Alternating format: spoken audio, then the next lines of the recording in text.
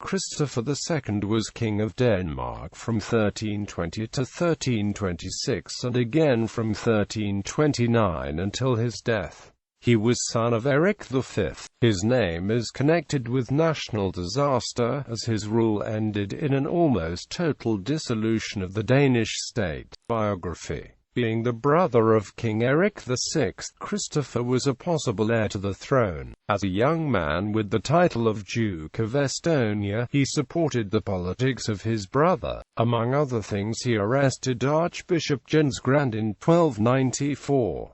But later on he joined the opposition and went into exile at the death of Eric in 1319. The magnates wanted a weak royal power, and Christopher was elected as king in January 1320. In return he signed a contractual handfasting, the first time this kind of document was used as a coronation charter. He received a bankrupt estate, in which entire regions of the kingdom were mortgaged to German and Danish magnates. The conditions of the charter were very hard, because they limited his ability to assess taxes, as well as demanded payments on the mortgages. Christopher could make no decision regarding the realm without the consent of the nobility and the bishops. The privileges of the nobility and the church were included in the charter, and new ones were included. No bishop could be imprisoned, exiled, or fined without the Pope's approval. No secular court could try any churchman. No church land or property could be taxed. The nobles could raise fees or rents on peasants. No noble could be forced to fight abroad or forced to pay to outfit soldiers to fight abroad. The king was required to ransom captured noblemen within a year. All taxes imposed since the reign of Valdemar Sejr on nobles or church were to be lifted, but the kingdom's debts were to be paid. This shift of power away from the king would last until 1660.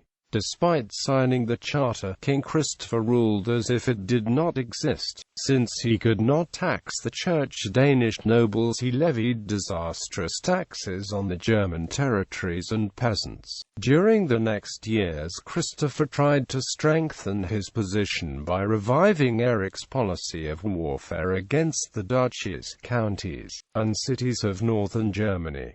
This resulted in new mortgages and taxes, and very soon he was in conflict with both the church and the magnates. During a rebellion in 1326 he was overthrown by an alliance between Danish magnates and Holstein Count Gerhard III and Count Johann of Holstein-Kiel. Christopher was forced into abdication and exile, while 12-year-old Duke Valdemar of southern Jutland was made a king of Denmark under the regent Count Gerhard. They forced the Valdemar in his coronation charter to separate southern Jutland from Denmark so that never again would the King of Denmark rule there. Knud Knudsen took Halland for himself for his services to Count Gerhard and Count Johann. The squabbling over who got which pieces of Denmark broke down the alliances which had forced Christopher out of the country. Until 1329 Christopher lived in exile, but a growing chaos in the Magnates' Republic of Denmark,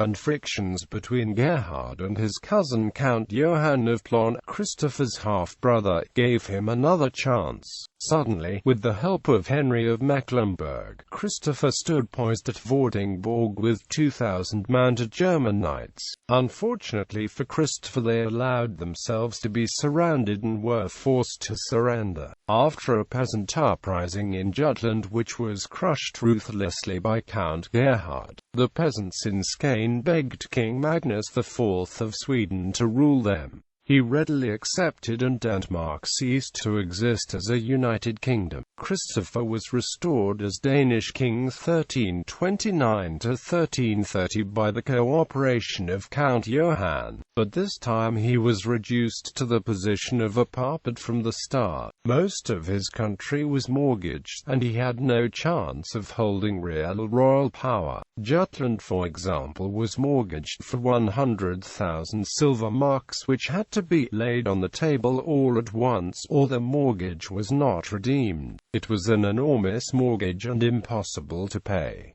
Count Gerhard took all of Jutland as his personal property. Count Johann did the same on Funen and Zealand. In 1331, Christopher attempted to use a conflict between Counts Gerhard and Johann by joining the latter, which ended in a clear military defeat at Dannevirke. Under the terms of the settlement between the counts, Christopher was allowed to retain the title of king, but in reality he had no power whatsoever. He was given a simple house at Saxe-Coburg on Lolland, but even that was burned by German mercenaries. Christopher was imprisoned at Alholm Castle on Lolland, where he died a ruined and broken man the next year. Upon his death, Denmark ceased being a formal kingdom, and for the next 8 years it was subdued by various mortgages to German military rule. History's judgment of Christopher has been extremely hard, and he has often been regarded as a weak, unreliable and incapable tyrant, the king who mortgaged Denmark to the Germans. He in many ways simply carried on the policy of his predecessor. The policy of mortgaging parts of Denmark was common practice by nobles and kings alike to raise money. It would be incorrect to call him a passive ruler. The power of the Danish and German high nobility and the cooperation with church establishment undermined his freedom of action. Issue with his wife, Euphemia of Pomerania, whom he wed in 1300, Margaret married Louis V, Duke of Bavaria. Eric married Elizabeth of Holstein-Rendsburg, sister of Count Gerhard III and widow of John II, Duke of Saxe-Lauenburg. Otto, Duke of Lolland and Estonia. Agnes died young. Heilwig, the Valdemar, illegitimate with Lunge, Regit C. Christopher at Lovenborg, married Peder Stigson of Krapperup. Erik Christophersen Lovenborg had issue. For this son descends the modern-day line of the Dukes of Schleswig-Holstein and the former Prussian House of Hohenzollern. Ancestry